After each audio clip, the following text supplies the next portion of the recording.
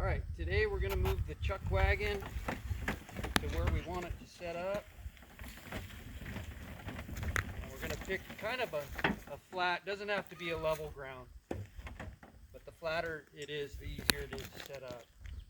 So the important thing with this dolly is when you're engaging it and disengaging it, you always keep a hand on it so it doesn't come up and smack you in the head. So we're going to do that like that. And then I found, just to control it, if you put a foot on it, it just makes it that much easier. But always keep a pressure on the handle of the dolly. So we'll set that to the side. And I'm going to pull out our tools. Now the socket and universal joint is included. I use a cordless drill, and this adapter here is included as well in the whole kit. The cordless drill just makes it that much faster and easier. The only thing you will need is a 3/4 open end box wrench, a 3/4 or 19 millimeter socket, and then I have pads just so you don't mess up the surface if it's going on tile or finished concrete. You can use the smaller pads. On dirt, I use the bigger ones just in case it gets muddy. So what I'm going to do is place my pads here under the legs. So I'll do 4 of those.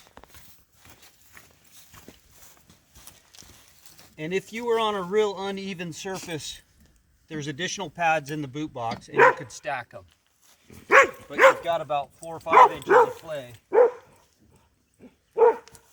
And so I'll come right here, and again, you could do this by hand.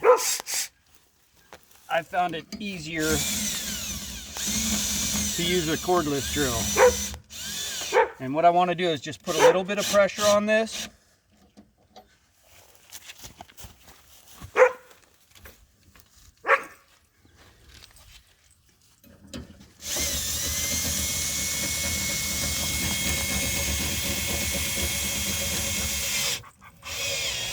And then we'll come back and we'll fine tune everything.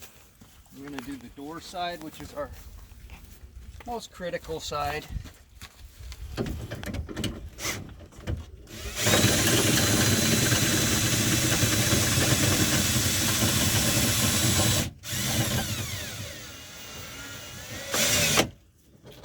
So I've got pressure on that.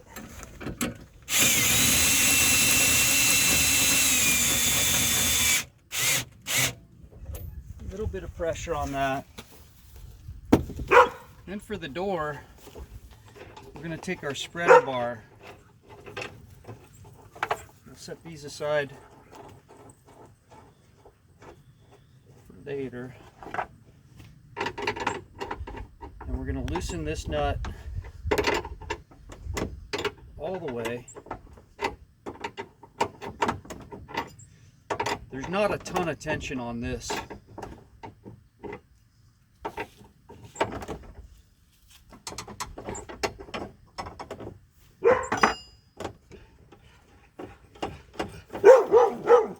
That's our dog Hobbs chasing birds in the background. So then this comes out, goes in our drawer, is where I like to keep it, but it can live in the boot box too. So I'm undoing the door latch.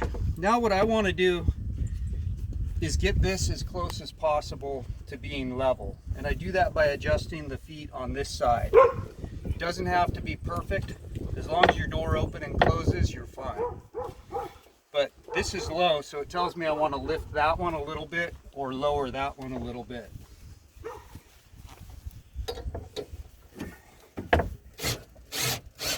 And so here I'm coming up, and I've been able to accomplish exactly what I want. So now I'm going to step over the bar to the inside. And I'm going to switch to just my ratchet. There's 4 screws that attach this bottom piece and provide the frame stabilization. So I'm going to loosen those nuts and I'll set them to the side. And I like to use one of the junk drawers just to keep everything, because when I go back to move this to mow underneath it, or I want to change locations, I'm going to want these nuts and washers.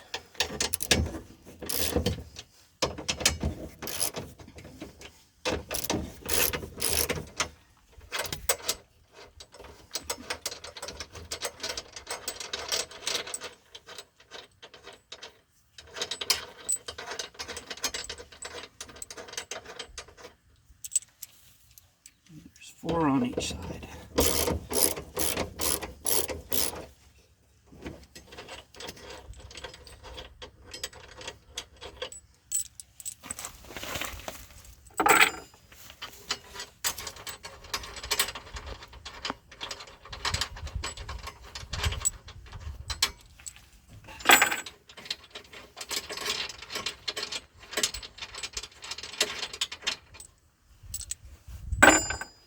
Now, on each side of this door frame, there's 2 vertical nuts and washers similar to these.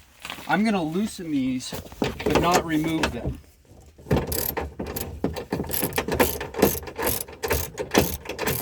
I just want to have them loosened to where the nut can spin freely by hand.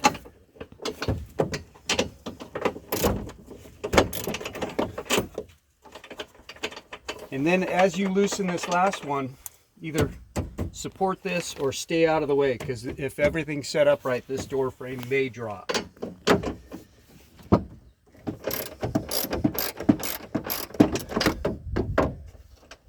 Okay, so all 4 of those are loose. Now I'm going to take the door frame, and if you didn't have this, if something was cattywampus, push this down. Boom. I'm going to check my door. I still like where it is, so I'm going to call that good. So now I'm going to just keep a little bit of pressure on this so people don't trip on it or kick it. And I'm going to tighten the 4 nuts that I just loosened. And nothing is meant to be over tight, just good and snug.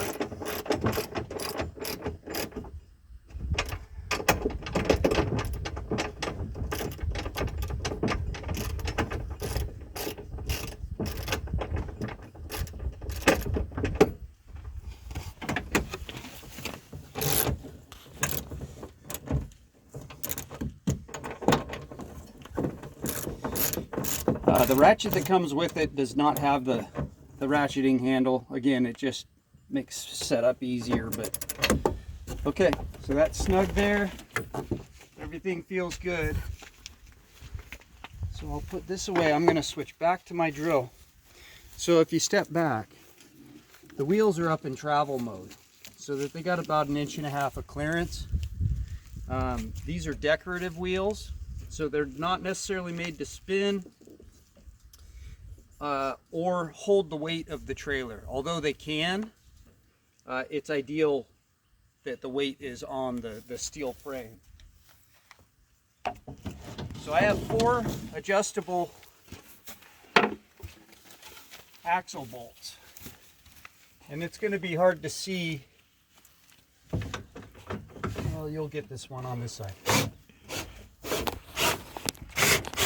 Nope, going the wrong way.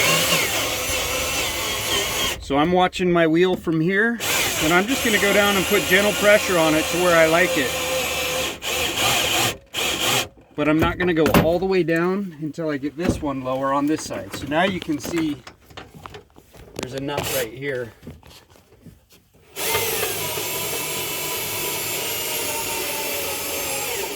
Just gentle pressure to where it doesn't spin, so a kid can't get his fingers pinched or whatever.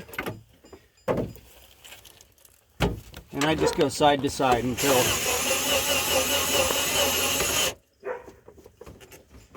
it appears to be a wobbly wagon wheel, which is what we want. Now we're going to go back to the boot box. And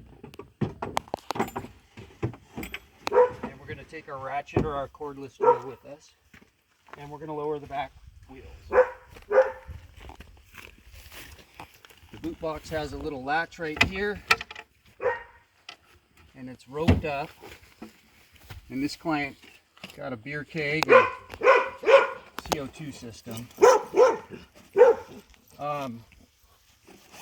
For getting in, I can reach. I'm looking to get to the 2-bolt axle bolts there. For ease, we have hooks on these. And just to protect this edge, we put a block in. You don't have to because it's made to patina out and look worn.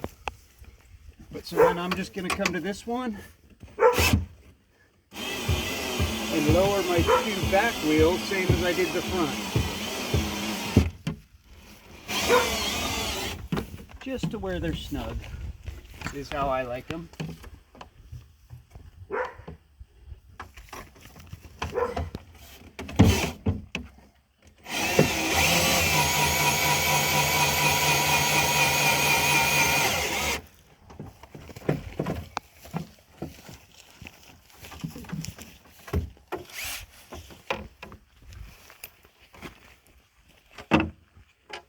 Thread that back on real quick so it's ready for use.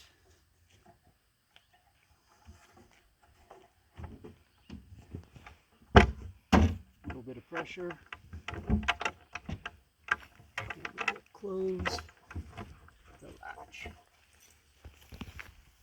That's all it takes to set up your wagon in its final position. Thanks for watching.